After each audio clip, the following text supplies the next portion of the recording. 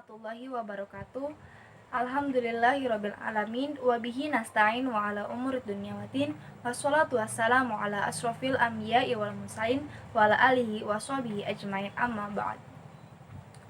Yang terhormat Bapak Muslam selaku dosen UIN Wali Songo dan selaku dosen pengampu mata kuliah Dasar-Dasar Manajemen Pendidikan PBA 3B. Saya Dewi Wulansari. Di sini saya sebagai pemakalah pertama yang akan menyampaikan materi awal dari pembahasan makalah kelompok kami. Yang materi kedua akan dilanjutkan atau dijelaskan oleh teman saya, yaitu Syahrul Bagastiar. Baik, berikut adalah penjelasan dari kelompok kami tentang makalah yang kami buat. Baik, di sini saya akan menjelaskan tentang kriteria keberhasilan lembaga pendidikan. Yang dimaksud dengan kriteria keberhasilan itu sendiri adalah ukuran tingkat pencapaian suatu prestasi yang mengacu pada kompetensi dasar atau standar kompetensi yang ditetapkan, yang mencicirkan bahwa pemahaman konsep dan keterampilan yang dapat diukur atau diamati. Kriteria keberhasilan juga berfungsi untuk menentukan nilai suatu aspek dalam komponen tertentu. Pengelolaan lembaga pendidikan yang efektif, efisien, itu adalah merupakan syarat yang mutlak dalam keberhasilan organisasi tersebut. Dan jika lembaga ingin diartikan sebagai sistem hubungan sosial, itu harus mewujudkan nilai-nilai atau cara umum yang sesuai dengan masyarakat. Yang pertama, yaitu seperangkat perilaku yang didasari dengan baik. Yang kedua adalah serangkaian nilai-nilai atau tata cara yang baik. Yang ketiga, yaitu adalah sebentuk tradisi. Yang dimaksud itu adalah sesuai dengan tradisi masyarakat sekitar. Dan menurut Ki Hajar Dewantara, pendidikan adalah sebuah instruksi dalam hidup, dalam tumbuhnya anak. Yang dimaksud di sini adalah bahwa pendidikan itu menuntut kodrat kita sebagai manusia atau sebagai peserta didik, sebagaimana kita harus mencapai keselamatan dan kebahagiaan yang tinggi. Jadi, di sini menjelaskan bahwa pendidikan itu tidak hanya menjadi sarana pencapaian kita di masa depan, tetapi pendidikan juga bisa menjadi sarana pencapaian kita saat ini untuk proses kedewasaan kita sebagai peserta didik atau juga sebagai manusia. Dari definisi yang tadi saya jelaskan, itu menarik kesimpulan bahwasannya kriteria keberhasilan lembaga pendidikan adalah ukuran tingkat prestasi yang sesuai dengan efisiensi dan efektivitas pengelolaan lembaga pendidikan. Cukup sekian dari presentasi saya. Assalamualaikum warahmatullahi wabarakatuh. Saya sebagai pemakalah kedua akan menjelaskan materi yang selanjutnya, yaitu macam-macam kriteria keberhasilan lembaga pendidikan.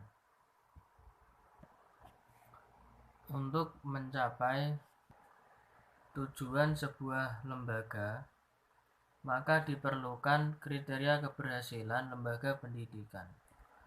Sebuah lembaga atau organisasi tentunya membutuhkan suatu kriteria keberhasilan untuk nantinya menjadi tolak ukur bagaimana efisiensi dan efektivitas, seberapa efektif dan efisien pengelolaan suatu lembaga. Pada bahasan kita kali ini, yaitu keberhasilan lembaga pendidikan, dapat kita ambil contoh, yaitu sekolah. Keberhasilan suatu sekolah tidak terlepas menjadi keberhasilan kepala sekolah dalam menjalankan organisasi sekolah tersebut dan mengelola sekolah tersebut agar pengelolaannya menjadi efektif dan efisien. Keberhasilan kepemimpinan pada hakikatnya berkaitan dengan tingkat kepedulian seorang pemimpin terlibat dalam kedua orientasi. Yang pertama yaitu apa yang telah dicapai oleh organisasi, dan yang kedua yaitu pembinaan terhadap organisasi. Yang pertama, apa yang telah dicapai oleh organisasi tentunya menjadi suatu kriteria keberhasilan suatu lembaga, karena dengan begitu kita akan tahu pencapaian suatu lembaga, khususnya dalam hal ini lembaga pendidikan. Yang kedua yaitu pembinaan terhadap organisasi. Hal ini juga menjadi kriteria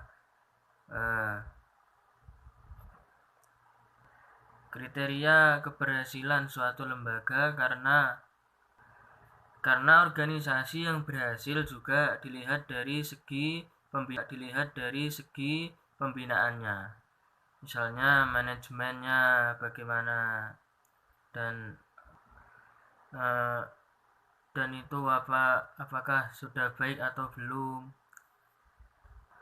Hal ini nanti akan terlihat dari pengamatan kita berkaitan dengan pembinaan terhadap organisasi.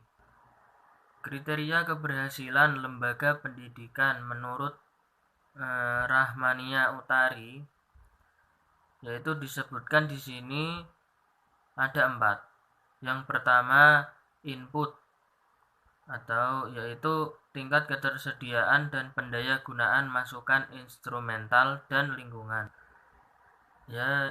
Maksudnya yaitu keterbukaan sebuah lembaga untuk menerima masukan, yakni masukan dari semua pihak, baik itu instrumen organisasi ataupun masyarakat yang memberikan masukan. Yang kedua yaitu proses, tingkat efisiensi dan efektivitas penyelenggaraan pembelajaran. Jadi tingkat efisiensi dan efektivitas penyelenggaraan pembelajaran juga menjadi kriteria keberhasilan lembaga pendidikan, karena dengan demikian kita akan tahu sudah seberapa efisien dan efektif penyelenggaraan pembelajaran, khususnya dalam hal ini yaitu di sekolah ataupun di perguruan tinggi misalnya. Yang ketiga, output, yaitu tingkat pencapaian lembaga hasil belajar. Dan yang terakhir, outcome, yaitu dampak langsung dan tidak langsung. Demikian presentasi pada kesempatan hari ini. Semoga apa yang kami sampaikan ini bermanfaat, dan kurang lebihnya mohon maaf yang sebesar-besarnya. Sekian dari kelompok kami. Wassalamualaikum warahmatullahi wabarakatuh.